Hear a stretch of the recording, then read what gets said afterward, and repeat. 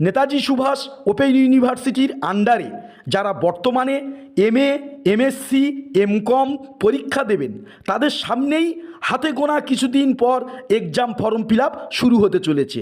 তো exam form fill up মানে পরীক্ষার দামামা কিন্তু প্রকৃতপক্ষে বেজে যাওয়া।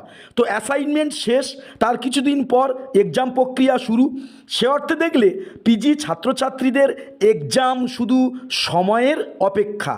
তো এই রকমই একটি পরিস্থিতিতে বহু ছাত্রছাত্রী প্রশ্ন করছেন, সারা বছর পড়ব বলে কাজের চাপে বা বিভিন্ন কারণে সময় নষ্ট করে ফেলেছি, প্রচণ্ড ভয় করছে কিভাবে এতগুলি পেপারের চাপ মাত্র 2-1 মাসের মধ্যে সামলে নেব, পাস আদৌ করতে পারবো তো? তো আপনাদের শুরুতেই বলি, পাস নয় বরং ফার্স্ট ক্লাসের কথা ভাবুন, কারণ আমরা ছাত্রছাত্রীদের পজিটিভ হতে শেখাই। তো বুঝতেই পাচ্ছেন স্বল্প সময়ে এমন কিছু টিপস যা আপনার জীবনের মোড়কে ঘুরিয়ে দিতে পারে।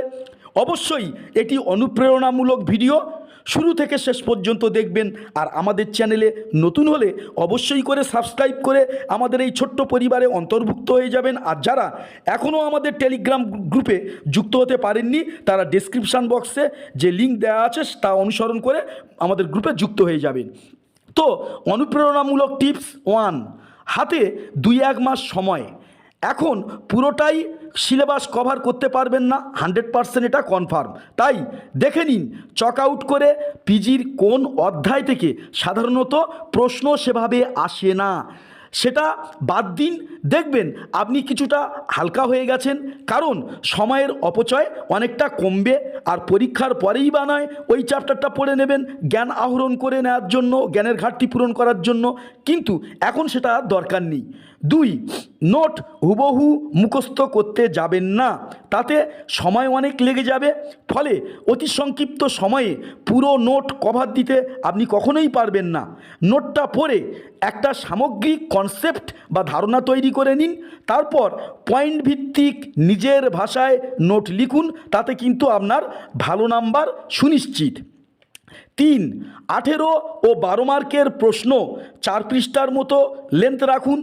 12 মার্কের প্রশ্নের উত্তর 3 থেকে 3.5 পৃষ্ঠার মতো লেন্থ রাখুন। 6 বা 7 মার্কের প্রশ্নের উত্তরের জন্য আপনি 1.5 বা খুব বেশি হলে 2 পৃষ্ঠার মতো কিন্তু লেন্থ রাখবেন। তাতে আপনি অল্প সময়ে যেমন নোট মুখস্থ করতে পারবেন বা আয়ত্ত করতে পারবেন, পাশাপাশি 4 ঘন্টার মধ্যে পরীক্ষার হলে সমস্ত উত্তর কিন্তু আপনি নামাতে সক্ষম অবশ্যই হবেন।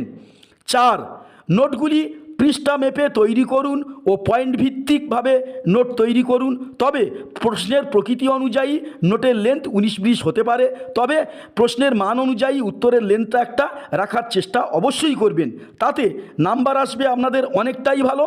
আর নোটে যদি বাক্য গঠনগত ভুল থাকে, প্রিন্টিং যদি মিস্টেক থাকে, ভাষা যদি ইরর থাকে, ঐতিহাসিক বা গবেষকের নাম ভুল যদি থাকে, তাদের কোটেশানে যদি ভুল থাকে, তাহলে পরীক্ষার আগে অবশ্যই করে সেগুলি সংশোধন করে নিন।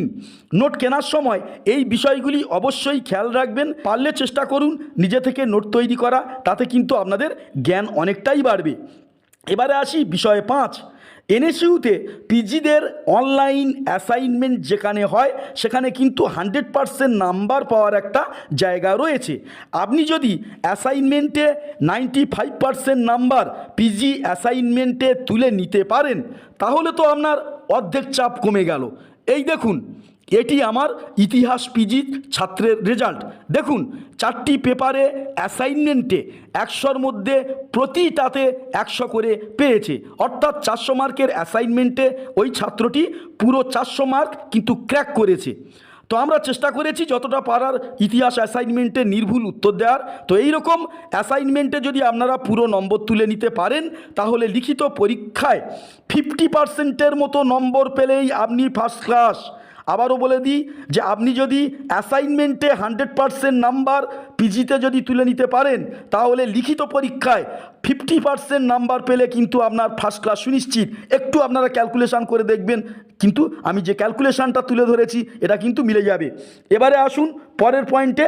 পরীক্ষা যেহেতু একেবারেই কাছে, তাই এখন থেকে পড়ার একটা রুটিন চার্ট তৈরি করে নিন। সকাল ও ভোরের দিকে পড়ার প্র্যাকটিসটা অন্তত পরীক্ষার জন্য কয়েক মাসের জন্য তৈরি করে নিন।